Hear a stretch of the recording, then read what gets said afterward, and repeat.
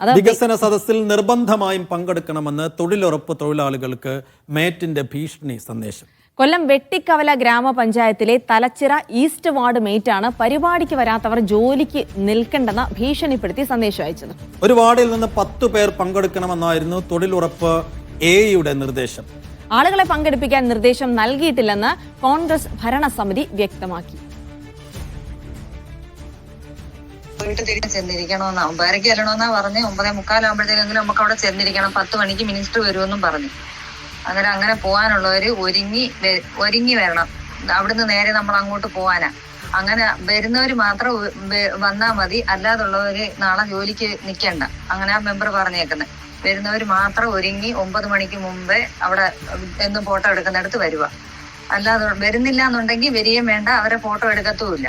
ഇന്നാളെ കേരളോത്സവത്തിന് പോകാൻ ചോദിച്ചപ്പോ മറുപടി പറയാതിരിക്കുന്നതാണൊക്കെ പറയരുത്. വരുന്നവര് വരുന്നെന്നും വരുന്നില്ലെന്നെങ്കിൽ അതും പറയണം. വരുന്നവര് മാത്രം നാളെ വന്നാൽ മതി ഫോട്ടോ എടുക്കാൻ, അല്ലാത്തവര് നാളെ വരികയും വേണ്ടായേ.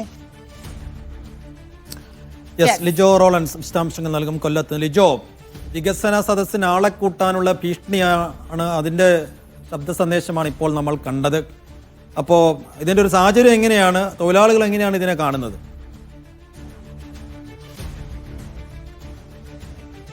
സൈഫുദ്ദീൻ ജിൽസി, ഇന്ന് രാവിലെ 10 മണിക്കാണ് വെട്ടിക്കവല ഗ്രാമപഞ്ചായത്തിൽ ഇത്തരത്തിൽ ഈ വികസന സദസ്സ് നടക്കുന്നത്. മന്ത്രി KB ഗണേഷ് കുമാറാണ് അതിന്റെ ഉദ്ഘാടകനായി എത്തുന്നത്. ആ പരിപാടിയിലേക്ക് ആളെ കൂട്ടുന്നതിന് വേണ്ടിയിട്ടാണ് ഈ മേറ്റിന്റെ ഭാഗത്ത് നിന്ന് ഈ തൊഴിലുറപ്പ് തൊഴിലാളികളുടെ ഗ്രൂപ്പിൽ ഒരു സന്ദേശം വന്നിരിക്കുന്നത്. തലച്ചിറ ഈസ്റ്റ് വാർഡിലെ മേറ്റാണ് ഇത്തരത്തിൽ സന്ദേശം അയച്ചിരിക്കുന്നത്. അതിന്റെ ഉള്ളടക്കം ഇതാണ്. അതായത് ഇന്ന് പരിപാടിക്ക് പങ്കെടുക്കുക, അതായത് വികസന സദസ്സിന് പങ്കെടുക്കുന്നവർ മാത്രം തൊഴിലുറപ്പിന് രാവിലെ 9 മണിക്ക് എത്തിയാൽ മതി. സാധാരണ ഇവർ എത്തിക്കഴിഞ്ഞാൽ ഫോട്ടോ എടുത്ത് അറ്റൻഡൻസ് വയ്ക്കുന്ന ഒരു പരിപാടിയുണ്ട്. അതിനുവേണ്ടി രാവിലെ തന്നെ എല്ലാവരും എത്തണം. പക്ഷെ അതിൽ വരുന്ന എല്ലാവരും ഈ വികസന സദസ്സിലും മസ്റ്റായും പങ്കെടുക്കണം എന്നുള്ളൊരു കാര്യമാണ് മേറ്റ് പറഞ്ഞിരിക്കുന്നത്. ഇത് സംബന്ധിച്ച് പഞ്ചായത്തിനോട് ചോദിച്ചിരുന്നു.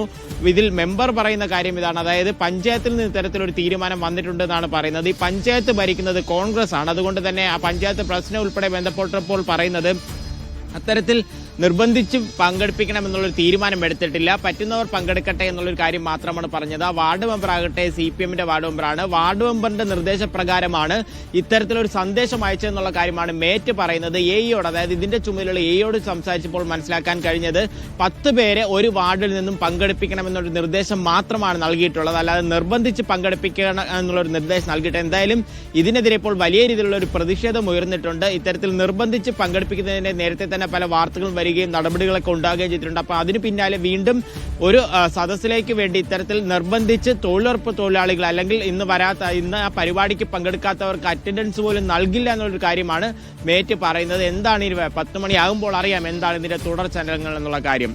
സൈഫുദ്ദീൻ.